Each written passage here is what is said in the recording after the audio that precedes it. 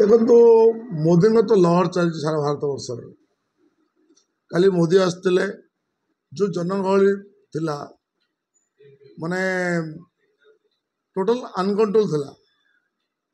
1.5 ଲକ୍ଷରୁ ଉର୍ଦ୍ଧ୍ୱ ଲୋକ ଥିଲେ, 2.5-3 ଲକ୍ଷ ଲୋକ ଥିଲେ, ବାହାରେ ଥିଲେ 25,000 ପ୍ରାୟ 1.5 ଲକ୍ଷ ସମଥିଙ୍ଗ ଥିଲେ।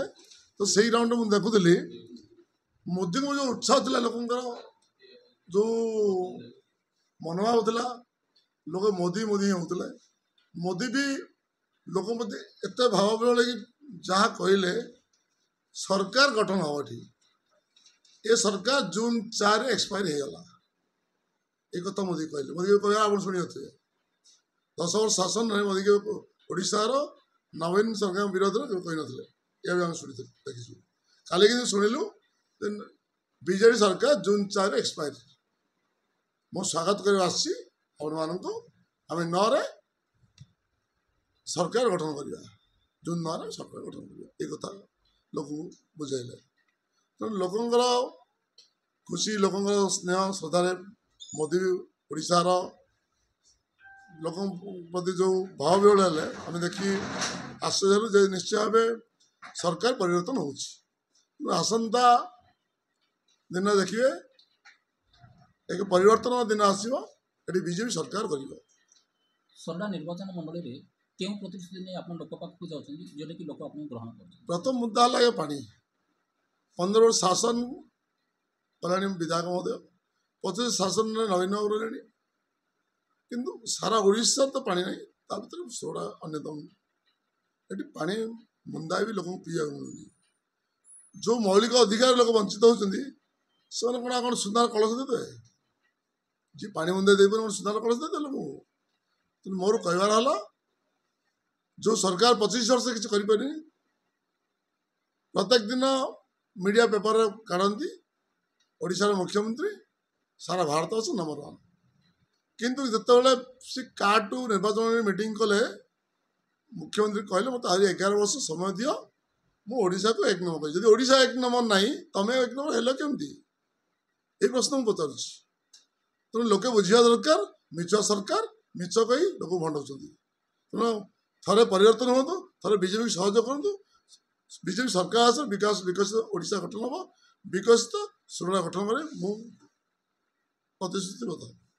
ଜନସାଧାରଣ ଆପଣଙ୍କୁ କେତେ ଦୂର ଗ୍ରହଣ କରୁଛନ୍ତି? ଆପଣ ଦେଖନ୍ତୁ, ମୁଁ ରାଜନୀତି ସେବା ପାଇଁ କରୁଛି, ନେତା ପାଇଁ ନୁହେଁ। ମୁଁ ଗୋଟେ ଭଲ ସେବା ପାଇଁ ଚିନ୍ତା କରୁଛି, ମୁଁ ନେତା ପାଇଁ ଚିନ୍ତା କରୁନି। ଭଗବାନଙ୍କ ଯେ ଆଶୀର୍ବାଦରେ ମୁଁ ଭଲ ସେବା ଦେବା ପାଇଁ ଆଜି ଫିଲ୍ଡରେ ଅଛି। ଏ ଲୋକଙ୍କ ସ୍ନେହ ଶ୍ରଦ୍ଧା ବଢ଼େ, ମୁଁ ଗୋଟେ ଭଲ ସେବକ ହେବା ପାଇଁ ଚିନ୍ତା କରୁଛି। ଯେତେବେଳେ ଲୋକ କହିବେ ନୀଳମଣି ବିଶ୍ୱ ଗୋଟେ ଭଲ ସେବକଟେ, ଭଲ ସେବା କଲା, ମୁଁ ସେଇଦିନ ଖୁସି ହେବି। ମୁଁ ନେତା ହେଇକି ଏଠି ସମ୍ପତ୍ତି କମାଇବାର ନାହିଁ, କି ମିଛ ସତ କହି ପଇସାଟି ଖାଇବାର ନାହିଁ। ମୁଁ 5 ବର୍ଷ ପଞ୍ଚାୟତ ସମିତିର ଅଧ୍ୟକ୍ଷ ଥିଲି, ବେଲଗୁଣ୍ଡା ପଞ୍ଚାୟତ ସମିତିରେ। ଆପଣ ଇନକ୍ୱାରି କରନ୍ତୁ, ଗୋଟେ ଚା କପ୍ଟେ ମୁଁ ଲୋକଙ୍କୁ ଖାଇନି ଜୀବନରେ। ତେଣୁ ମୋର ଖାଇବା ଲାଳସାରେ ମୁଁ ସେବା କରିନି। ମୋର ସେବା କରିବା ଉଦ୍ଦେଶ୍ୟ ହେଲା, ମୁଁ କାଲି ଯେତେବେଳେ ସଂସାରକୁ ଯିବି, କିଏ ମୋ ନାଁରେ ଲୁହଟ ପାଇଦେବ, ସେଇ ଉଦ୍ଦେଶ୍ୟ ମୁଁ ରାଜନୀତି କରୁଛି।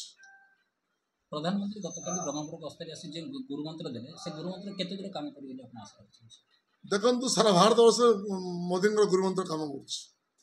ମୋଦିଜୀ ଏମିତି ଏକ ମହାପୁରୁଷ, ଯିଏ ଆଜିର ଏଇ ବୟସରେ ଦେଶ ପାଇଁ 22 ଘଣ୍ଟା କଷ୍ଟ କରନ୍ତି। ମୁଁ ଫଲୋ କରିଛି, ତାର ମୁଁ ଜଣେ ଫଲୋ।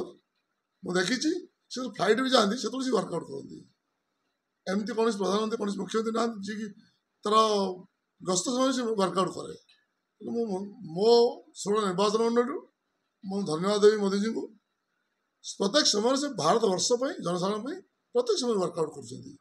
ଏ ବୟସରେ ସେ ଯେଉଁ ଓଡ଼ିଶା, ଭାରତ ବର୍ଷ ସେ ଓଡ଼ିଶା ପାଇଁ ଚିନ୍ତା କରିଛନ୍ତି। ତେଣୁ ମୋ ତରଫରୁ ଷୋହଳ ନିର୍ବାଚନ ମଣ୍ଡଳୀ ବହୁତ ବହୁତ ଧନ୍ୟବାଦ। ସୋରଡ଼ା ନିର୍ବାଚନ ମଣ୍ଡଳୀର ଭୋଟର୍ସମାନଙ୍କୁ କ'ଣ କହିବେ? ମୁଁ ଛୋଟିଆ କଥାଟେ କହିବି, ମୋ ଷୋହଳ ଭାଇ ଭଉଣୀମାନଙ୍କୁ, ବାପା ମାଆମାନଙ୍କୁ ସ୍ନେହ ଦିଅନ୍ତୁ, ମୋତେ ଶ୍ରଦ୍ଧା ଦିଅନ୍ତୁ, ଆଶୀର୍ବାଦ ଦିଅନ୍ତୁ। ଯଦି ଥରେ ସୁଯୋଗ ଦେବେ, ମୁଁ ଆପଣଙ୍କୁ ଭଲ ସେବା ଦେବି। 5 ବର୍ଷ ମୁଁ ରାଜନୀତି କରି ନ କରି ଅଲଗା କଥା। 5 ବର୍ଷ ମୁଁ ଆପଣଙ୍କୁ 15 ବର୍ଷ ଶାସନ ଗୋଟେ ସାଇଡ଼୍ ଅଛି, ଗୋଟେ 5 ବର୍ଷ ଶାସନ ଦେଖିବେ। ଥରେ ଦେଖିବାର ସୁଯୋଗ ଦିଅନ୍ତୁ। କ'ଣ ପୂର୍ଣ୍ଣ ସ୍ୱାଇଁ କ'ଣ କରୁଛନ୍ତି, ନୀଳ ମିଶ୍ର କ'ଣ କରୁଛନ୍ତି, ଫରକ ଏତିକି, ଆଉ କିଛି ନାହିଁ।